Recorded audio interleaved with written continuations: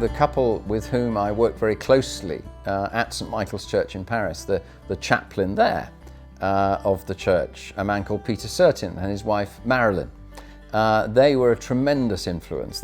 We saw them working together so closely, and it was actually during that time that Tony, my wife, and I met in Paris. And I think we saw a model of Christian living and ministry which was really attractive, because it wasn't only about standing up front and doing things. It was about being involved with people's lives and building community and working together as a team.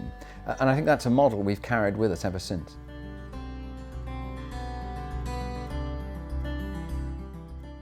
Well, I mean, for me, Scripture is absolutely central to our Christian faith, and for me, I can't get through the day if I haven't had that time with God in the reading of Scripture and in prayer at the start of the day, especially.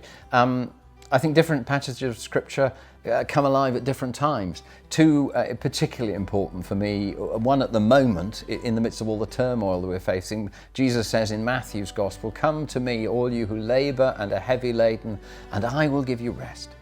Take my yoke upon you and learn from me. Walk alongside me, and you will find rest for your souls." And I think that's hugely important when people are feeling burdened and anxious at the moment. That wonderful invitation to come to Jesus, to find rest in him and to be refreshed by him. And the other verse that's crucial for me is from John's Gospel, chapter 10, verse 10. Jesus said, "I have come that they may have life, and life in all its fullness."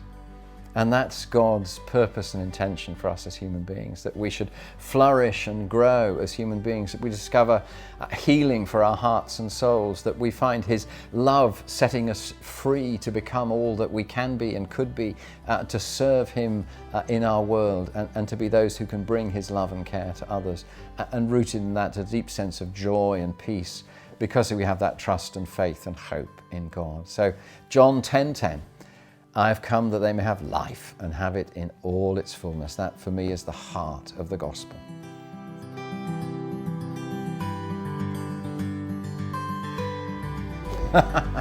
Well, that could be in all sorts of ways. It might well be out walking in the beautiful Kent Hills, enjoying creation. Tony and I love to go for walks with our spaniel, especially Ludo. Many of you will get to meet him as well. But there's nothing better for me. I mean, there's some wonderful countryside around here, and I think that's tremendous. On the other hand, we're also great lovers of history and of many of the beautiful historical places there are to visit. I'm privileged to live in a very historic house here in Rochester, and there are some wonderful places which speak of the history of our nation. And that are rich in terms of architecture also, but wonderful gardens and beautiful buildings to see and explore and understand more of the story and the history of this part of the world. So looking forward very much to doing that.